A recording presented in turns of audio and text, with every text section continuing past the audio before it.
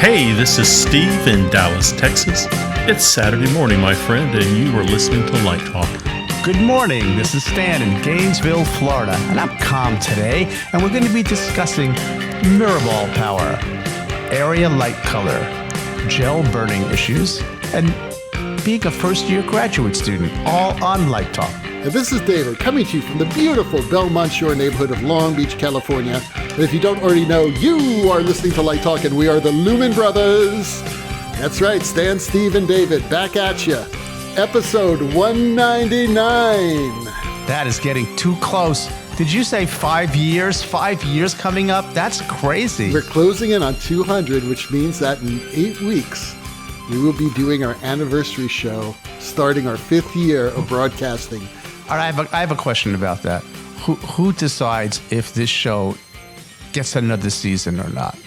Like, is there a producer somewhere? Or is there like a ratings board? Or who makes that decision? Supreme Court justices. I thought it was our legal team of Flecked, Flocked, Flare, and Glare. Oh, we'll have to ask them what they think. Maybe Snoot will be involved in that decision. I just think, somebody has to decide that our contracts get continued or they lay us off. Probably Snoot has the pulse of the public. Snoot does have the pulse of the public. And by the way, we heard that our newest member of that team, Rudy Giuliani, is no longer a member of the team because he's going to be on the witness stand during the impeachment. Rudy may no longer be a lawyer. There's a disbarment conversation. Well, it is going to be different because this time there will be witnesses. Because last time they balked witnesses, and witnesses make a difference. Witnesses do make a difference. But you know something? We have a new president. This is our first show with President Biden and Vice President Kamala Harris in power. How do you like that, guys? Yay. There was much rejoicing. I don't want to think about politics for 4 years. Yeah, wouldn't that be nice? Isn't it? I was out on the patio before the show and just feeling like the world is somehow calm. And I'm just like ready for a little bit of calmness. Okay. So what are we going to do about our anniversary show? This is a big anniversary. Do you guys have any ideas? I want a cake. Well, it's hard to eat a cake when you're 3,000 miles away from each other. So is this our 4th anniversary or our 5th anniversary? We had this discussion 2 years ago. This would be our 5th. No, this would be our 4th anniversary. And we're starting going our into our 5th 5th year. Yeah. Right. I think that's what we decided. So that means we give each other bed sheets. It's our linen anniversary. It's not the paper anniversary. I want a high thread count. Egyptian cotton, please. Yeah, I'm missing a pillow. I discovered that today. You could go to Mr. Pillow. Mr. Pillow, my pillow guy. I'm not going to Mr. Pillow. Mr. Pillow, I don't trust those pillows. I don't blame you. That's a whole nother story. Hey, our last 2 shows, we had some great interviews. We did. We did the whole theme show thing in 197. And then last week, we had Thad in 198. If you haven't checked them out, check them out. It's great. Yeah, Thad is coming to UF on the 25th of January for 2 hours. He's going to beam in over Zoom from London and is going to tell everybody at UF how to really do it. So I'm excited. Okay. Yeah. Well, that's great. And we have some news. Uh-oh.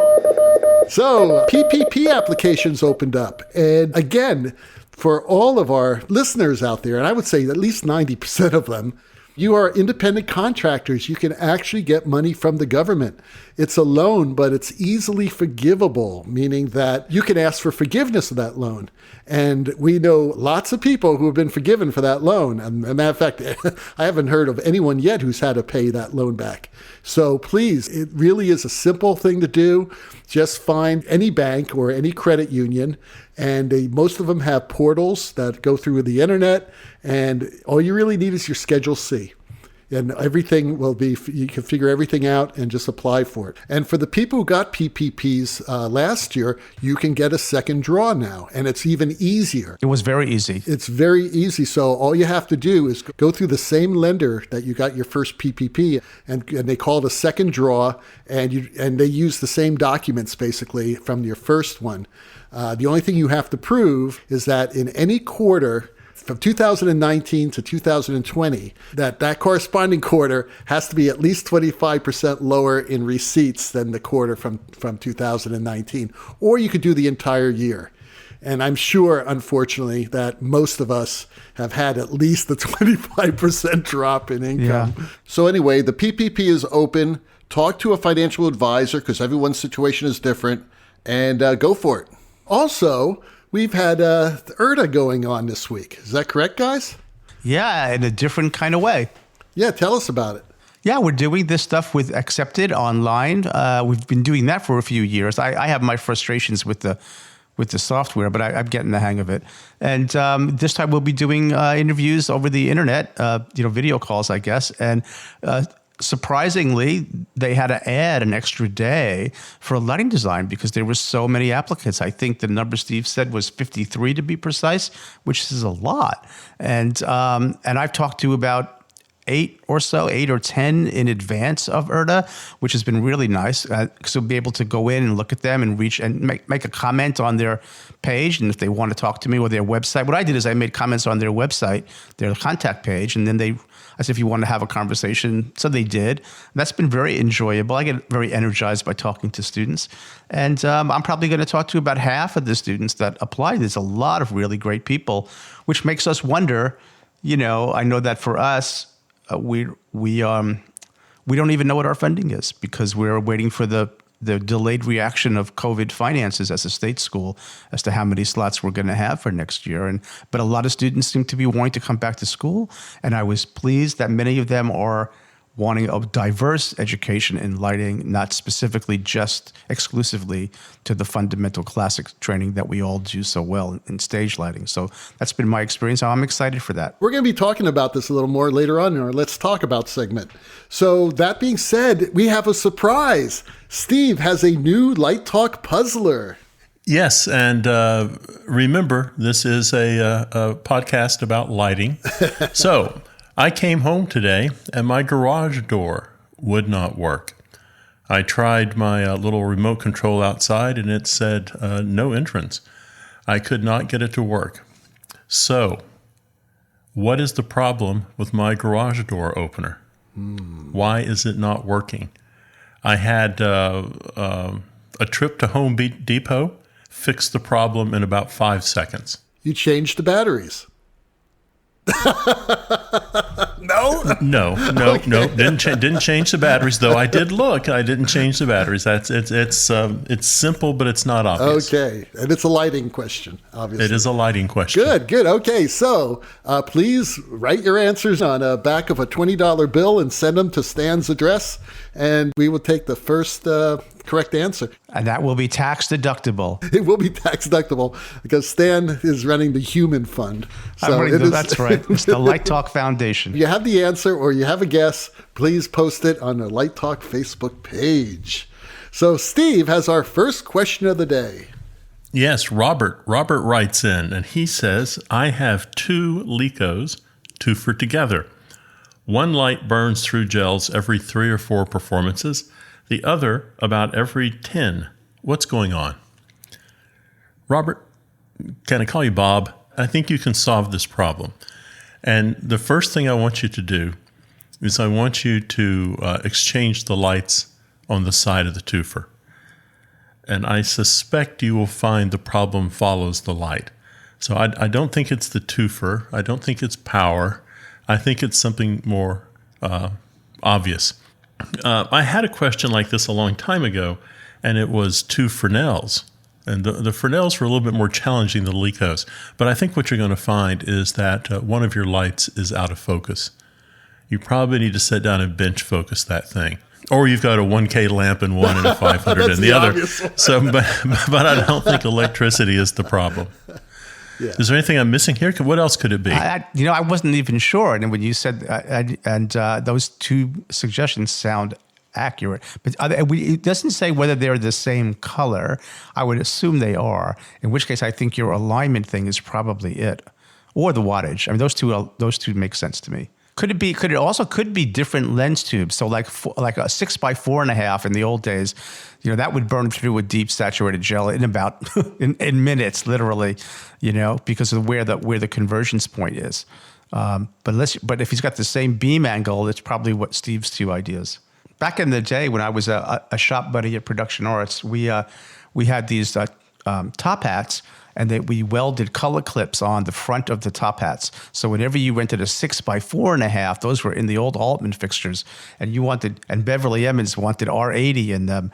If you didn't put the top hat with the color clips, the gel were gone in like 60 seconds. It would burn right through. You can buy now or rent gel extenders, which I would do for every 50 and even 36 degree fixture. Wasn't there a gel called Heat Shield that Lee made, Steve? There's several companies that make them. I mean, the ticket is to buy a really good heat shield. I tried heat shield, and I didn't think it worked very well, and kept a 1/2-inch air gap in there and just thought, this is a waste of time.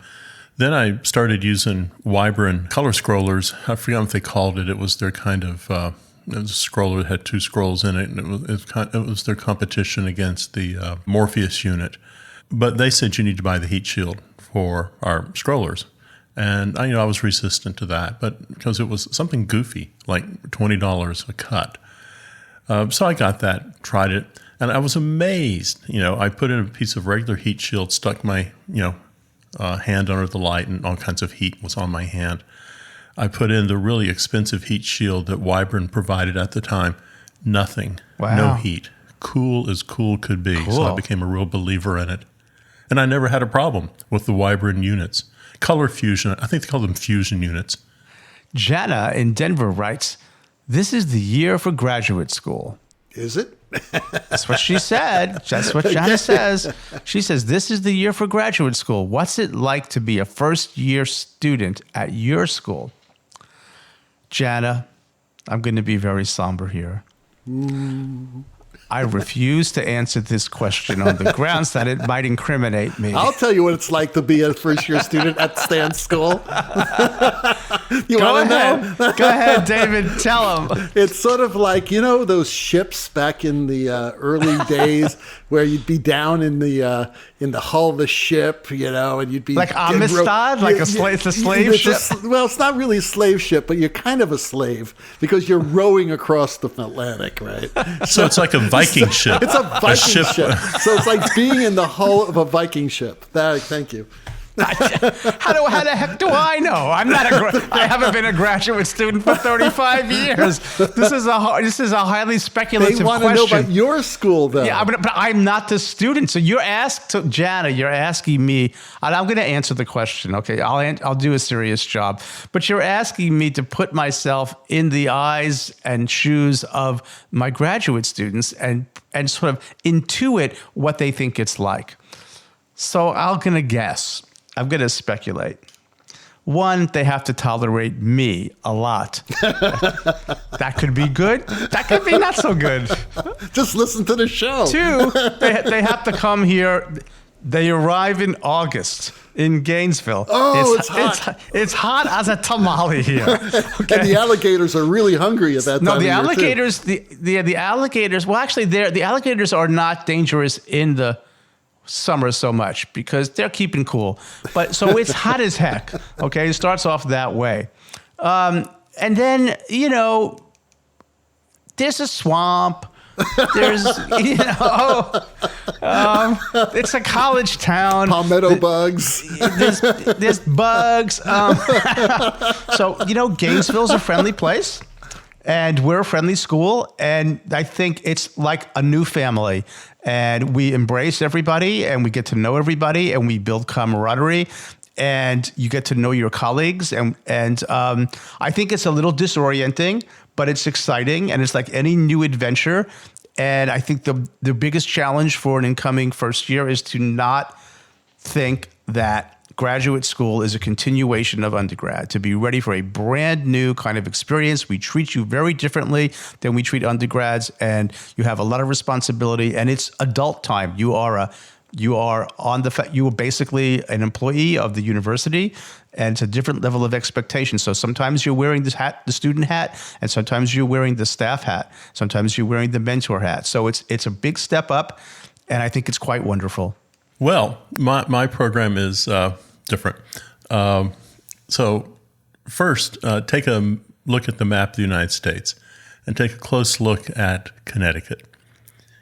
That is the size of Dallas and Fort Worth Metroplex. So we're a major city with a lot going on here. Our first-year students, we have a holistic approach into our program. So for those first-year students, throughout semester 1 and semester 2, they're studying lighting, scenery, costume, and they're picking up projection in the second semester. They're assisting, they're designing, they're studying text analysis, they're deep into Vectorworks, learning how to really use the program. And they are part of a cohort of 4 or 5 students that will move through the program over 3 years. So for us, it is that holistic approach. And in the second and third year, if you want to branch out from that, that's fine too. But for that first year, it's immersion into everything that is design. And I agree with Stan. You have to abandon the ideas of what graduate school are based upon your undergraduate experience. This is a time to reinvent yourself. And you can be a whole new person when you come to school. And during that first year, we're really asking you to decide what type of designer you want to be. You may come in as a costume designer and decide you're really a set designer. But that exploration in the first 2 semesters give you a chance to take a look at where you want to go with your career. Or you're a set and costume designer. Yeah, most of our students, we have 12 students right now. I think 2 of them are studying 3 areas, and the others are studying 2 areas. Yeah, I studied all 3 areas when I was there. I don't think much has changed in those years. It is special. It's not for everybody, because not everybody wants to do that, but it is extremely rewarding, and I think both Stan and Steve has made it clear that the expectations are a lot higher. But Jenna, I am going to tell you the real answer here. If you really want to know what it's like to be a student, a first-year student at any school, very easy way of finding out. You write the recruiter and say, give me a list of present students and their emails, and write them. If the recruiter does not give you names of the present students there, they're hiding something. All right? So write the students, ask them, Facebook them. I'm sure that most people have social media accounts, either on Instagram or whatever. Get in contact with them. Say, hey, what is it like there? Because they will tell you the true story. And then if it's one of your final schools and you're actually going to go out and visit them, then, grab the students. Make sure that they give you time alone with the students. One thing that we used to do when I had a grad program is we'd have the students take the recruits out for lunch, and there was no faculty, no staff there. It was strictly time for the students to ask questions. I want to jump on that because, David, you are so right. And that's exactly what we do. We always create student time when the visits happen. But what I've been doing this year, because now we have online portfolio review, so I've got access to every student's website in one place. So I have given every student I've talked to so far this year, I've given them a link to every current student's website, graduate and undergraduate, and a sampling of several students who have graduated in the last 3 or 4 years to their website. So, and I go see these students, see their work, and use their contact page to talk to them. That's exactly right. Complete transparency is really important. I would get nervous if you couldn't get that information. Believe it or not, some schools will not give out that information. That's absurd. Now, you got to get permission to do that from the students, to give out their emails, of course. No, not their emails. I give them the websites. I understand, and that works too. You're right, their websites, and that's public. But I used to send out emails. So I'd ask permission first from all my students, and they always said, absolutely, yes, we'd like to talk to them. Brian in Ohio writes, I keep hearing that I should use 2 lights, a warm and a cool, to light acting areas. It seems to me that it would be better to light the acting area with 2 lights of the same neutral color. What should I do? This is a great complex question. Well, first of all, what should you do? You should do whatever you want to do. There are no rules. I'll tell you what I do, but this is not the way to do it. Okay, I'm just telling you a way of doing it. For front light, I come in straight in for the front because it's front fill. I usually have something at around a 45 degree and something usually at around a 30 or 25 degree if there's a position there. Sometimes use the balcony rail.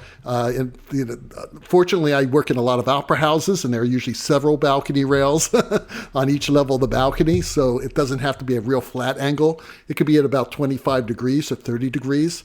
So I'll have one there, and I'll have one coming in at around 45 degrees straight in. And usually they're color changing instruments like an LED, so I can change the color. If not, I will have two lights right next to each other. One in some warmer color, one in a cooler color, basically overlapping each other, so I can mix the color temperature additively. And then I add color washes coming in from box booms or pit booms, and/or pit booms, things like that. And that's where the big strokes of light come in. But for eye light and face light, you want to get a really good skin rendering color coming in straight in from the front and something a little low to hit the eyes.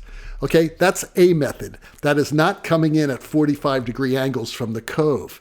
You got to remember what's going to happen to that light after it hits the actor. It's going to spill onto the floor. And I would rather have one shadow going straight back.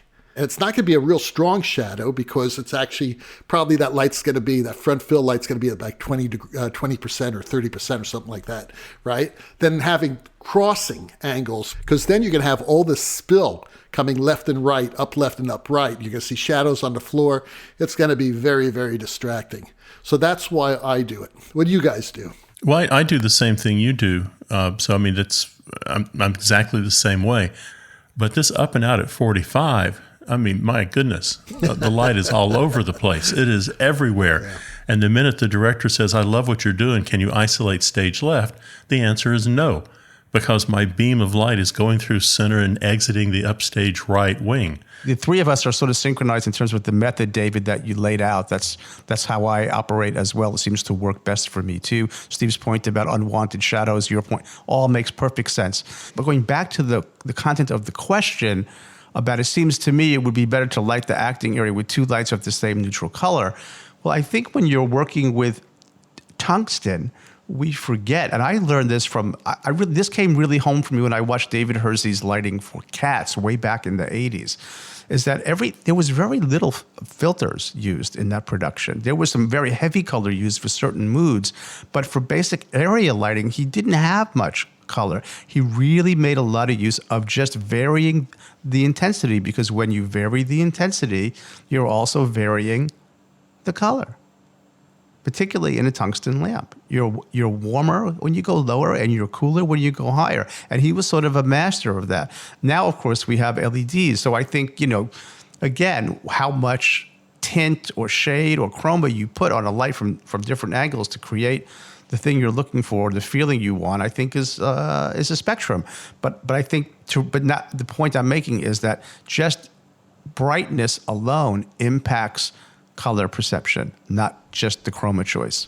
That's a huge, huge subject, Stan, and I'm glad you brought it up, because remember, this front fill light we're talking about, whether it's coming straight in or at 45s, I doubt seriously it's ever going to reach over 40%. That's right. So if that's the case, whenever you're picking a color, and this is to Stan's point, you got to add one more thing into the equation besides the actual color, is how intense this light's going to be running. And you're going to say, how would I know? I don't know what the lights, I'm not in the theater yet. Make an educated guess. Well, yes, because a front light, unless you're doing curtain call, right? Or you're doing a big bump or something like that, it's going to be running pretty low. It's going to be running around 30, 40%, maybe 20. That's right. Which is so wonderful that LEDs, that you're able to change the colors so that you can have a low intensity light still with a good like 202 or 201 color in it or something like that. You can feel that, color with the LED. Right. And so I'm glad you brought up the LED point, because even in LED, even though you're sort of making the soup differently, the recipe is different, because you're just how much of which particular LED or frequency are you playing. But as you go up in intensity, your ability to discern color increases. Right. And so brightness and color, and the really oddball thing about this, which makes it so mysterious in a way or surprising, is color vision and luminance vision are independent systems, but the brain melds them together. So I remember having a big conversation with one of our former guests, Scott Rosenfeld, about some art I was lighting. And I said, I'm thinking about going with this color temperature lamp. And he said, yeah, but is it colorful object? And I said, well, some are and some aren't. And he said, well, just remember that you might want to opt for the brighter lamp in this LED now, as opposed to the color temperature, because brighter, regardless of color temperature, will give you more color vibrancy. So brightness gives you vibrancy regardless of the chroma, regardless of the color temp. But again, getting back to the question being that strictly this front fill light we're talking about, which this is why I'd say about 70% of my shows, my warm color is no color. Mm-hmm. I may have a frost in it, but there'll be no color. And my cool color is a Lee 200 or a Lee 201 or an R64. Again, depending. The whole reason why I have that cool in there is to mix into the warm when you start getting low. When you start pulling that intensity down, you'll have that clear light or that warm light at like 20%, and you'll have that R64 or 202 or 201 or whatever at like 30%. And that's just in there to cool down that light. That's all that's there for. Sometimes I'll sneak into my balcony rail a diachroic, and I'll put in a primary blue. Take the edge off everything. And because you need to use a diachroic, otherwise you're getting a shift as you dim. Yeah, sure. So I'll do that. I was thinking about books since I'm a holistic program. The very first book on the first day of class I hand out to my students is Hello, Red Fox. I don't know. Hello, Red Fox. by Eric Carle. Yeah, it teaches you complementary color ideas. It's your first book. Oh, I thought you were talking about the comedian Red Fox. No. Hello, no. Red Fox. Why does Red Fox look green? Why does Orange Cat look blue? I'm not familiar with that book. I thought you were talking about Could you put that on the website, Steve? I'm not familiar with that book. Yeah, the one you're probably familiar with, which is his classic, is The Very Hungry Caterpillar. Ah, there you go. You can't. You can't graduate without reading The Very Hungry Caterpillar. You are listening to Light Talk, and Light Talk is sponsored by. From way up in the Texas Panhandle, it's Total Bastard Products. Is it your first day on the job? Are you worried you might make a few missteps and look like a fool? No problem if you use our new line of gloves. Let's start with the Riggers Handbook Work Gloves. These luxurious elbow-length work gloves are made from kid leather and printed with helpful rigging instructions directly on the gloves. Phrases like, don't drop the shackle, are your pockets empty, and span sets do wear out. Or perhaps you need the stage lighting cooling glove. This glove is perfect for when you touch a hot surface, like a hot carbon arc rod. Ooh. After you fry yourself, just slip on the cooling gloves and let the healing begin.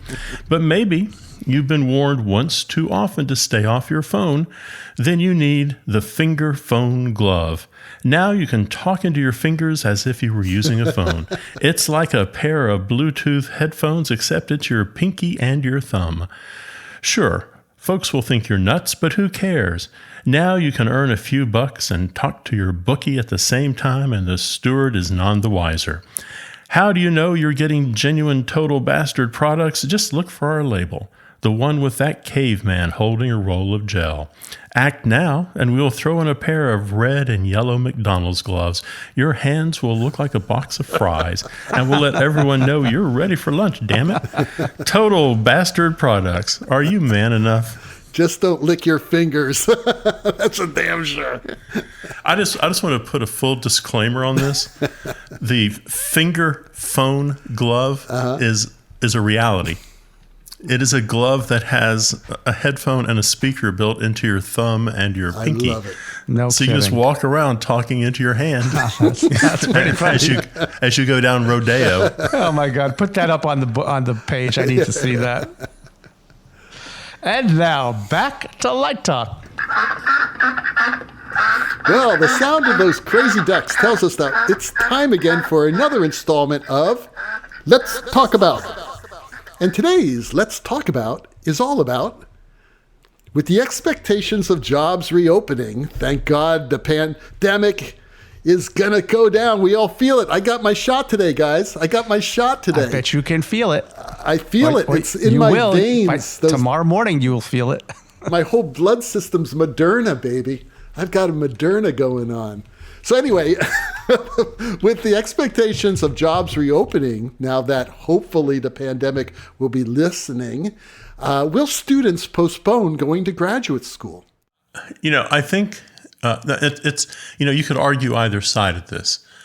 I was talking to a student a couple of days ago, and this student said that they were desperate to get back into school. And it's not that they have nothing else to do. It's just that they miss the theater. They miss the camaraderie. They miss the challenge of the show. So they're anxious to get back in there and start creating things. So I think, who knows, 50-50 split here. I think some students are really wanting to get back, and other students are discovering maybe it wasn't such a bad idea to sit out a year. It also gives them a chance to think, is this something they really want to do the rest of their lives? Well, I think if the data means anything, the surprising email from URTA this week or last week that they were adding an additional day, even though the URTA auditions are virtual, they couldn't handle it across. Usually we do 3 days. I think now it's 4 days. So there's 53 students. So that says something about, I don't know, that either students are coming back because they don't have the work, or they wanting to. I'm hearing a little bit about, I want to diversify my. Okay, let me give you an example. I'm not going to mention any names, but this particular person is a master electrician at a significant regional theater in the Northeast United States. Has his undergraduate degree, and reached out to me even before URTA and said, I want to learn all these other things about lighting that you teach, because right now I'm working construction because my theater is closed and I don't want to do that. So what other kinds of lighting can I do? And we had long conversations. So I think there's a recognition for diversification. So I think programs that are diversified, like ours and Steve's, are going to do well. I think if you've been too narrow, then you're sort of like, what is that expression? If the only tool you have is a hammer, then every job looks like a nail. So I think that's good. It comes out of this is the recognition that you need to have a diverse set of skills in the area which you love. And lighting is not just the theater, in my view. So there's that. And I'm glad we're going back. I'm glad we're going to open up. I want to go see a concert. I mean, that's good. But I do think that it has caused, it would have been a time for a lot of reflection, which we haven't been able to do because let's just face it, we're all workaholics. Some of us. I'm sort of a recovered workaholic, but when you're working all the time, you don't have time to reflect. And I think if COVID gave us anything, it gave us that. And I think through that reflection, we come to a new understanding. It's very interesting. I've been talking to a lot of students lately, mostly undergrads actually now, and people who were my undergraduate students who've taken some time off. And, there's another issue that's going on. And we talked about it last week with Thad. And that is the lack of health care. And maybe students are realizing what they maybe want to do is get into a university job, that they want to get an MFA so they could start teaching, so that they could actually have insurance that would take care of them. Because as we all know, a lot of people, even professional designers right now, are hurting because their insurances run out. And if they had jobs as teachers in most universities, they'd be covered by health insurance. So I think there's also a survival thing going on, that people are actually looking at it in a more practical way. Yes, it's great to get the knowledge. It's great to get the connections. I want to be a professional designer. But hey, what if a teaching job came along? If I don't have an MFA, I'm not going to be able to take it. It puts another tool in the toolbox. Yeah. Well, I think the other thing, jobs have been scarce, clearly, this last year. But I think some people might be realizing the job they're having to take is not the job they want. Now, there's nothing wrong with being a programmer. There's nothing wrong with being a stagehand. But maybe they really want to be a designer. And so, the career path they're on right now, which is putting food on the plate, is not ultimately advancing the end game, which is to design opera or design dance or work with an architectural firm. So I think they're realizing too that they need more skill sets. So school is a very good option. Yeah, that's my point. I agree with Steve. And I think we are also shifting the program a little bit, at least at the undergraduate level, to embrace the technology. Our undergraduate program has been focused very much on design only.